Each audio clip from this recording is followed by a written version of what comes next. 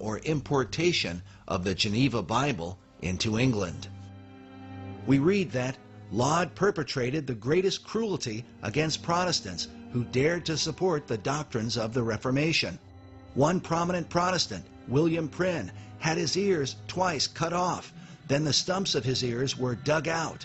Others were flogged. Their noses were slit in public, and their faces were branded with hot irons. Laud was eventually found guilty of conspiring with Jesuits to bring England back under popery, and was put to death for treason. Among his private papers was found a letter addressed to the Jesuit superior in Brussels. The Jesuits would also continue Rome's centuries-old persecution of the Waldenses in their dogged attempts to finally annihilate them. Several of the reformers explained why Rome hated them. Theodore Beza called the Waldenses the very seed of the primitive and pure church. He said they never adhered to papal superstition, for which reason they have been continually harassed by bishops and inquisitors, so that their continuance is evidently miraculous. Meanwhile, Heinrich Bullinger said, throughout the world, the Waldenses have sustained their profession of the gospel of Christ. In several of their writings, as well as by continual preaching, they have accused the Pope as the real Antichrist foretold by the Apostle John. They have consistently and openly given testimony to their faith by glorious martyrdoms, and still do even to this day. The most well-known persecution of the Waldenses happened in the year 1655, and it was really the armies of the Duke of Savoy, who was another papal puppet, who was sent in to wipe these people out once and for all. Now the Waldenses managed to resist the first attack, but then again with Jesuit subtlety the Catholics resorted to a different tactic, and they persuaded the Waldenses that they would have another army which would come in to protect them. And sadly the Waldenses believed this, and when the troops, these Vatican troops, were billeted amongst the Waldenses, they turned on them and carried out the most horrific massacre. And it's known in history as the massacre of the Piedmont, and it's even commemorated by the English poet John Milton, and was called on the late massacre at Piedmont to commemorate the sufferings of the Waldenses.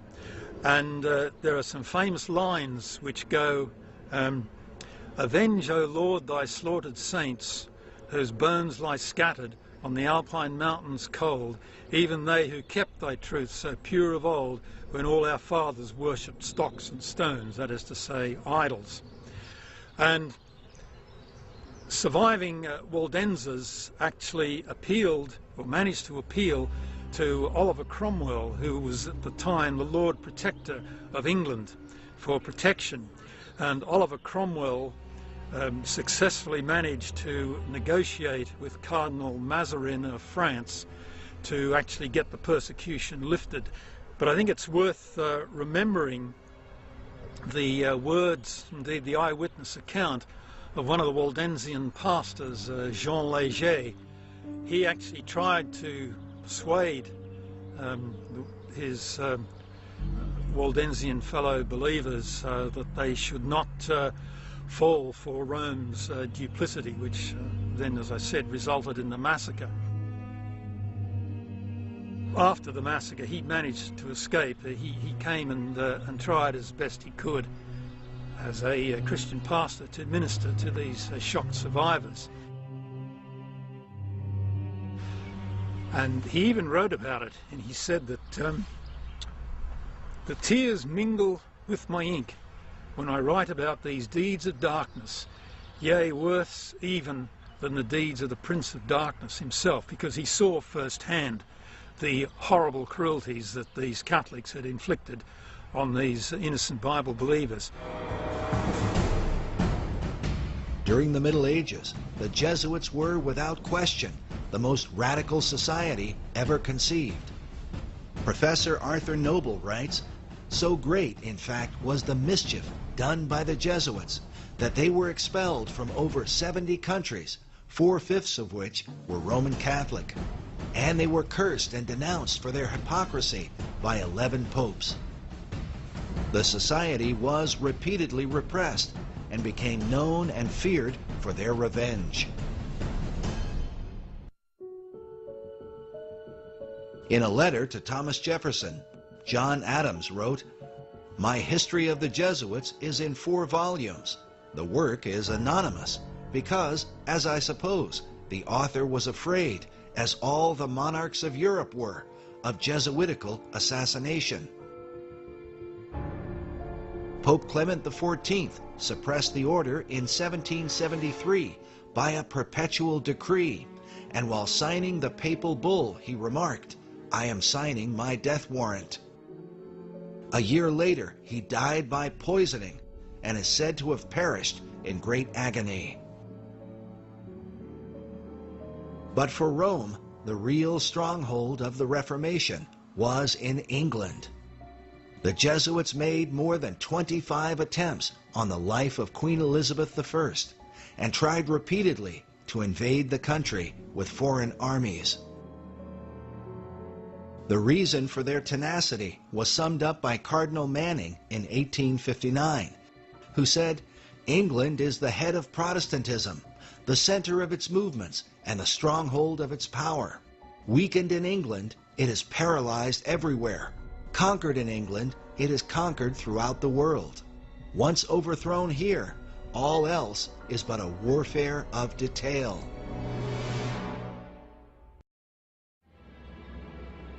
To understand the Jesuit goal, we must consider the statue of founder Ignatius Loyola, which can be found inside St. Peter's in Rome.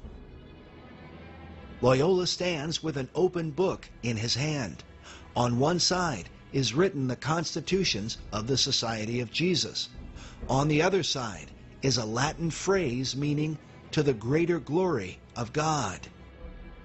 Meanwhile, the Jesuit's foot is found on the neck of a wild-haired figure with a serpent beneath him. The figure is said to symbolize Protestantism. Notice that Protestantism has a book beneath his arm.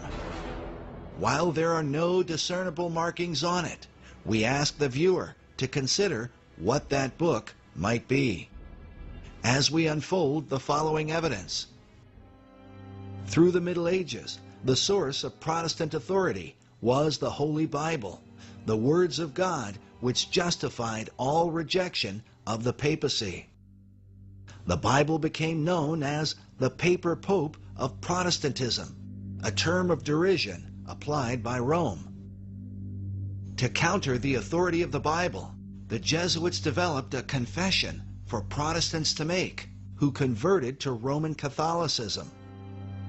Protestant converts were made to say, "We confess that whatever new thing the Pope of Rome may have instituted, whether it be in Scripture or out of Scripture, is true, divine, and full of salvation, and therefore ought to be regarded as of higher value by lay people than even the precepts of the living God. We confess that the Pope has power of altering Scripture or increasing or diminishing it according to his will. We confess that the most holy pontiff ought to be honored by all with divine honor, with more prostration than even what is due to Christ himself." Let the viewer consider that these confessions are confirmed by a number of sources in the 19th and 20th centuries. We have listed only one of them here. On the intellectual front, the Jesuits were largely behind the Council of Trent, which began in 1545. Yes, the Counter-Reformation really got underway to a major extent when Pope Paul III convened what became known in history as the Council of Trent. And the council actually ran